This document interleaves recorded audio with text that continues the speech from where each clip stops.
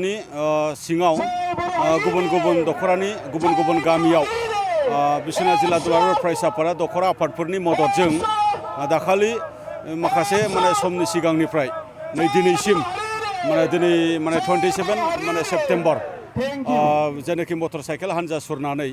माखासे गोनांथार बिथिं जे बिथिङा जाहैबाय बड'फा गोजोनथायारि सोलायनाय मावथांखि आरो एजुकेशन जेनाखि मुभमेन्ट नैबे मोननै हाबाफारिखौ लानानै मोनसे एवारनेस मोनसे हाबाफारि लादों आरो बे हाबाफारिनि गेजेरजों बेखौनो रायजो राजा फरायसा बा जे जोंनि जेनाखि हारिनि सुबुंफोरखौ खावलायनो नाजादों जे दिनैनि मुगाया जिहेतु खुब कम्पिटिशन आरो बे कम्पिटिशन मुगायाव जे जोंनि जे सोलोंथाइ बे सोलोंथाइखौ जोंनि फरायसाफ्रा बोरै गुन गोनां सोलोंथाइ लानो हायो आरो बे फरायसाफोरनो गुन गोनां सोलोंथाइ मोनहोनो हायो आरो जोंनि साफ्रोमबो फरायसाफोरखौ जोङो सासे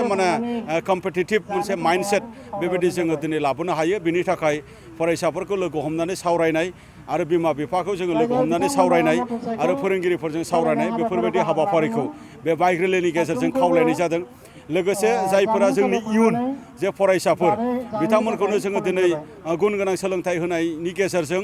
रिसोर्स बा जे जोंनि इयुन जेनाखि सम्पद होननानै सानदों दा बिथांमोननि जेनाखि दिनै समाजाव मोगा मोगि जानाय जेनाखि चेलेन्जेस जे ड्राग्सनि मोनसे चेलेन्ज बा उन्दै बैसोआव हाबा जानायनि चेलेन्ज बा बायदि मैया बेबायदि एन्टि ससियेल एक्टिभिटियाव इनभल्भ जानानै गावनि फरायनाय बा गावनि देहा बा गावनि जिउ नस्थ' खालामनानै मोगा मोगि जानांनाय बेबायदि थासारियाबो जायाखै नङा दिनै जादों बिनि थाखाय जोंनि समाजखौ बोरै बेफोरबायदि माखासे बेंगुरा माखासे सोलिनायनिफ्राय जोङो जोंनि लाइमोनफोरखौ फरायसाफोरखौ रैखा खालामनो हायो बिनि माखासे एवारनेस बाथ्राफोरखौ जोङो बे रेलिनि गेजेरजों जों खालामदों आरो आंबो दिनै बे फोजोबनाय मोनसे क्लजिं मोनसे सेरेमनियाव बाहागो लाफैदों आरो बेबायदिनो दिनै मा होनदों जे जोंनि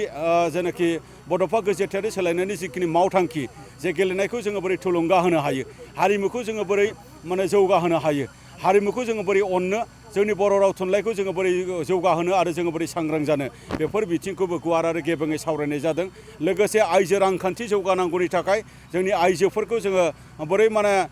थुलुंगा होनो हायो बे बाथ्राफोरखौबो जोङो सावरायनाय जादों लोगोसेयै बे जिहेतु ओनसोला सनितपुर आरो बिश्वनाथ बिटिआर गोरोबथानि गेजेरजों बे ओनसोलनि गामिफोरा जिहेतु बिटिआरआव हाबनांगौ दङ दासिमाव 60टा गामि हाबबाय बिनोनो जिखिनि डेभेलपमेन्ट बा जिखिनि दिनै सरकारजों सावरायबाय थानायनि माखासे